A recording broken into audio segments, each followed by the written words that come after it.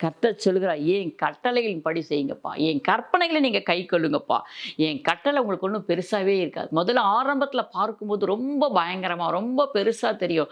ஆனா ஒவ்வொரு நாளும் அந்த கட்டளைகளையும், அந்த கற்பனையும் நம்ம கைக்கொண்டு வாழ, வாழ நமக்கு இலகுவாகிவிடும் பிரியமான தேவஜனமே. அருமையான வார்த்தைகள். லேவியராகமம், என்னாகமம், யாத்திராகமம்லாம் வாசிக்கும்பொழுது கர்த்தருடைய கட்டளைனா என்ன? கற்பனைனா என்ன? அவருடைய நியாய பிரமாணம்னா என்னன்னு சொல்லி நம்மளால் புரிந்து கொள்ள முடியும். முதல்ல நம்ம வாசிக்கவே முடியாது.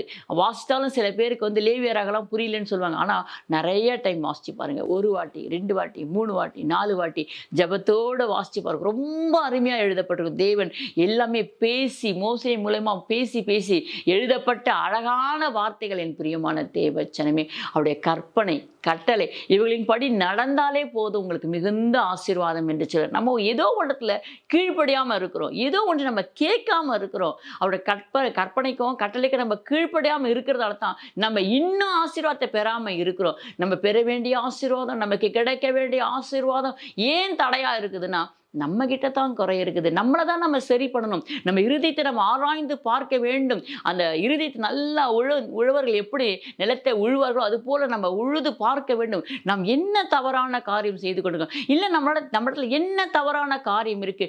நாம் இவ்வளவு ஜெபித்தும் நமக்கு ஏன் கிடைக்கவில்லை என்று சொல்லி நம்மை நாமே சிந்தித்து பார்க்க வேண்டும். நம்மை நாமே சரி செய்ய வேண்டும். அவருடைய கட்டளைக்கும் கற்பனைக்கும் நாம் கீழ்ப்படியும்போது எவ்வளவு ஆசீர்வாதங்களை கொடுப்பேன் என்று தேவன் வாக்கு பண்ணியிருக்கார். தேவன் வாக்கு பண்ணினவர் உண்மையுள்ளவர். அவர் செய்து முடிப்பார்.